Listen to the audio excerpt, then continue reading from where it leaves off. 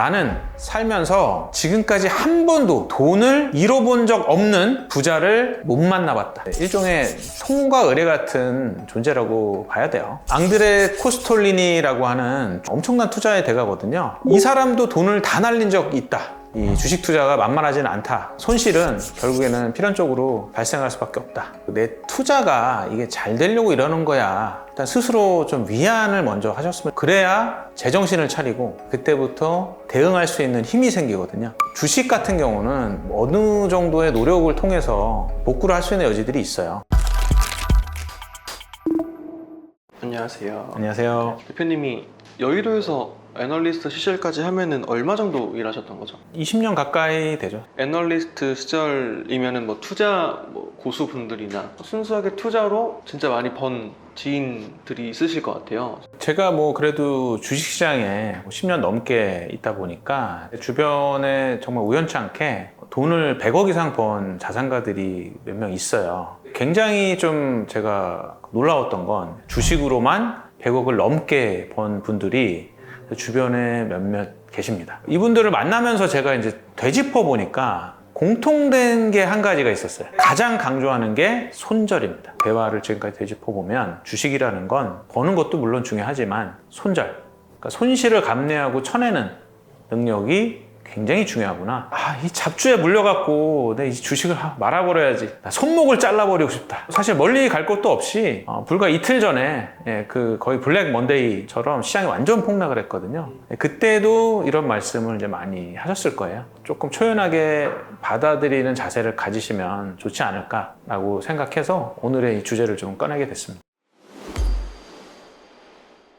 대부분의 투자자들은 사실은 크든 작든 일정 규모의 손실을 볼 수밖에 없습니다. 이 손실이 발생했을 때 어떻게 반응하냐에 따라서 좀 성장하는 투자자가 되느냐, 아니면 그냥 고만고만한 투자자로 있다가 결국에는 손실에 손실을 거듭하다가 저희 속된 말로 깡통 계좌를 차고 시장을 나가게 되느냐, 요 갈림길이 좀 갈리는 것 같아요. 투자자라고 하면 사실은 손실을 경험해보지 않은 사람은 없거든요. 이건 어떻게 보면 이제 일종의 통과 의례 같은 존재라고 봐야 돼요. 아까 말씀드린 찐 주식으로 100억 번 사람들이 반복해서 계속 하나의 메시지로 손절을 강조한다는 거는 단순히 기계적으로 손실을 끊어낸다?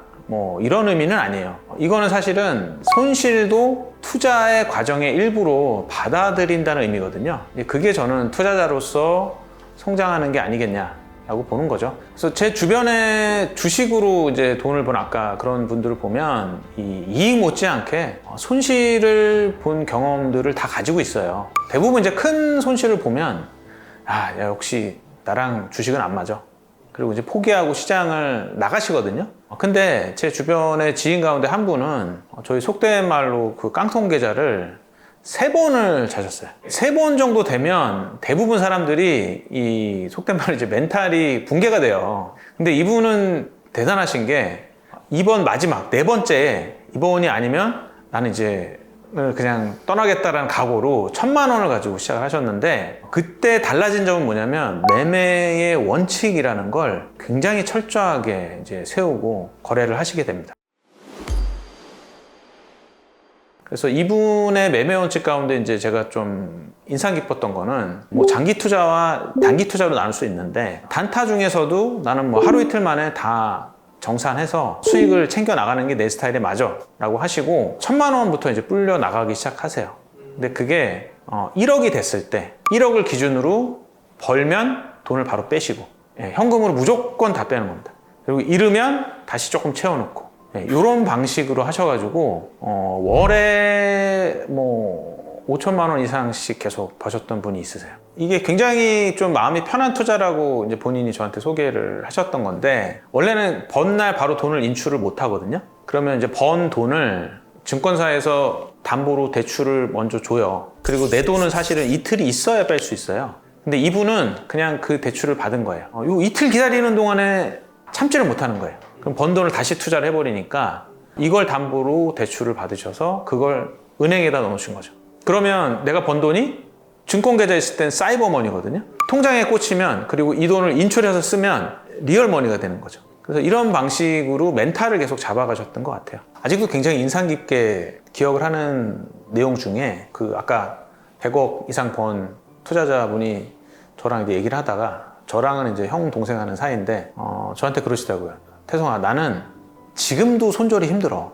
그래서 나는 손절을 칠 때 내가 로봇이라고 생각해. 로봇이니까 기계적으로 그냥 손이 가서 클릭을 하면 돼 라고 생각하고 클릭을 하신다라고 하시더라고요. 또 하나 원칙 중에 좀 인상 깊었던 거는 이제 단타로 손절을 치시는 아까 그분인데, 이분은 나눠서 사세요. 분할 매수를 하는데 본인이 원하는 비율로 쪼개시면 돼요. 예를 들어 100만 원인다 그러면 30, 30, 40으로 쪼개요. 그럼 처음에 30을 사요.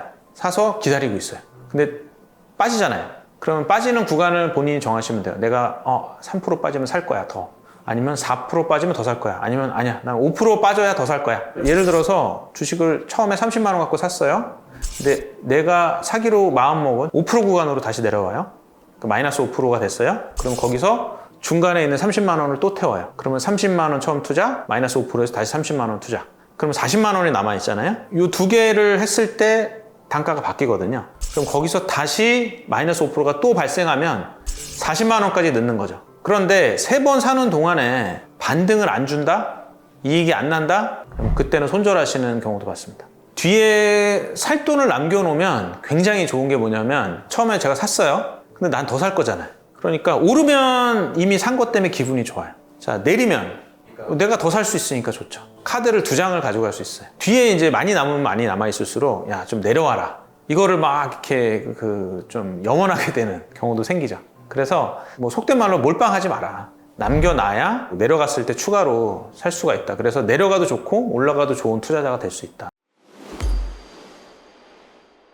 앙드레 코스톨리니라고 하는 주식하는 분들 사이에서 뭐 굉장히 유명한 투자자거든요.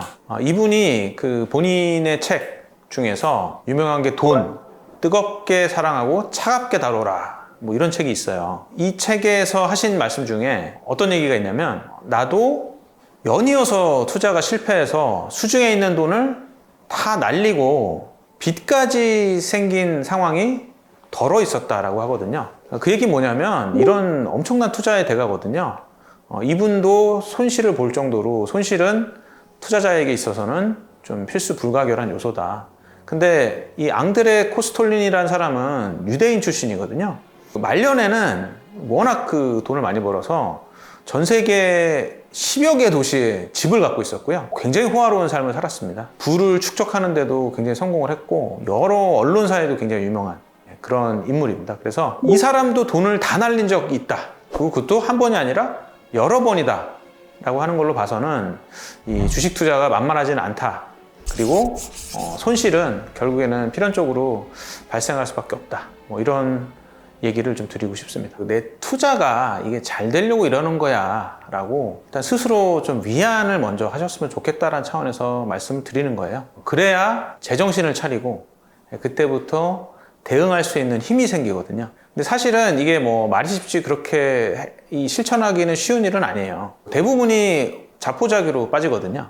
주식 같은 경우는 어느 정도의 노력을 통해서 복구를 할 수 있는 여지들이 있어요. 사실 코인하고는 조금 다른 얘기가 될 수밖에 없고요. 코인은 워낙 등락폭도 크고 24시간 거래되는 거기 때문에 코인하고 좀 경우가 다르긴 하지만, 주식은 이걸 계기로 해서 투자 역량을 좀 키워보라 라고 말씀을 드리는 거죠. 그래서 사실 손실이 나면 대부분 사람들이 이제 자책을 해요. 그래서 아우 막 자기한테 욕을 막 하는 거죠. 비율을 어떻게 하시냐면, 자기 월급의 몇 프로를 날렸다를 꼭 생각해요.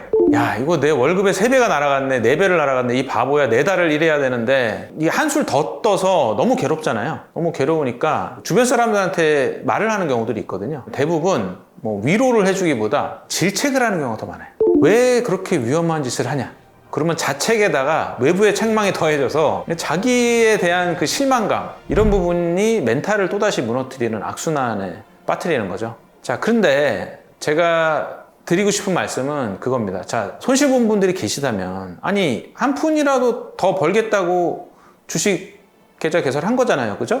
그리고 돈 넣고 살만한 종목 없나 여기저기 물어보고 투자까지 실행한 구독자분이 도대체 뭘 잘못한 거죠? 저는 아무것도 안 하고 옆에서 비난하는 사람들보다는 정말 100배는 나은 사람들이라고 봐요. 개인적으로 실행력으로 보면 뭐 대한민국 10% 안에 들어간다라고 사실 저는 생각을 해요. 그 보도 셰퍼라고 하는 그 돈이라는 책을 써서 굉장히 유명해진 저자고요. 이분이 한 얘기 중에 나는 살면서 지금까지 한 번도 돈을 잃어본 적 없는 부자를 못 만나봤다. 반대로 투자를 하면서 한 번도 돈을 잃은 적이 없는 가난한 사람은 많이 알고 있다. 아무것도 안 하고 원금만 지키려고 하는 것보다 손실을 복구하려고 애쓰는 과정에서 배우는 게 훨씬 많거든요. 근데 다만 이제 배워야 됩니다. 여기서 잘못 빠지는 분들이 계신데 어떤 분들이냐면 제 주위에 실제 있어요. 공부하기 너무 힘들거든요. 주식 책도 좀 사서 보고 전문가들한테 물어보고 이러면서 이제 본인의 스타일을 찾아가셔야 되는 건데 종목을 찍어줄 전문가를 찾기 시작해요. 그게 손쉽거든요. 주식 리딩방이라고 하는 주식을 찍어주는 방들이 있어요. 근데 제 주변에 제 아는 지인도 리딩방에 찍어주는 종목 가지고 하다가 빵원이 됐어요. 그래서 손실이 나서 애쓰는 건 좋은데 그거는 거기서 배울 점을 찾고 진정한 고수 내지는 구루 이런 투자의 대가들이 책을 다 썼어요. 그런 책들도 좀 읽어보시고 그리고 뭐 근래에 이제 투자자로서 성공하신 분들이 낸 책 중에서도 양서가 굉장히 많거든요. 좋은 책들이 굉장히 많습니다. 그 책들을 보고 좀 공부를 하시고 나는 도대체 여기서 어떻게 해야 되겠냐 답을 좀 찾으셨으면 좋겠어요. 이후로도 말씀을 드릴 건데 미국하고는 조금 달라요. 우리나라 주식시장에서는 특히나 손절은 필수 기술이에요. 기본적으로 우리나라는 실적보다는 테마에 따라서 이제 주식이 움직이는 게 굉장히 많고 우리는 괜찮다고 생각하지만 남북관계가 항상 외국인들이 봤을 때는 내일 당장 전쟁이 일어나도 하나 이상할 게 없는 나라거든요. 지정학적 리스크, 그러니까 지리적, 정치적 리스크가 굉장히 높은 지역이에요. 저희가 주식시장 변동성이 클 수밖에 없어요. 이렇게 변동성이 크면 손절로 빠르게 대응하는 게 사실 굉장히 더 중요해지거든요. 우리나라 주식시장에서 주식을 하려면 손절의 필요성 좀 느끼셨으면 좋겠다. 제가 이렇게 말씀드렸지만 손절이라는 게 정말 어렵거든요. 이 기본적인 자금이 엄청나게 불었을 때는 손실에 대한 금액이 워낙 커지니까 손절치기가 더 어려워져요. 이제 워렌 버핏 굉장히 유명한 투자자인데 그분이 복리의 뭐 마법 뭐 이런 표현을 쓰거든요. 근데 저는 그렇게 원래 투자 금액이 불어나면서 조금만 마이너스가 나도 엄청나게 큰 금액으로 다가오는 걸 저는 복리의 저주라고 불러요. 자, 지금까지 뭐 주식 투자 얘기를 하면서 사실 이제 손절에 대해서 많이 말씀을 드렸는데요. 여러분들도 여러분만의 그 투자 원칙이 있으시면 댓글로 글을 좀 달아주시면 제가 보고 좀 소통을 하도록 하겠습니다. 감사합니다. 김태성의 머니머니였습니다.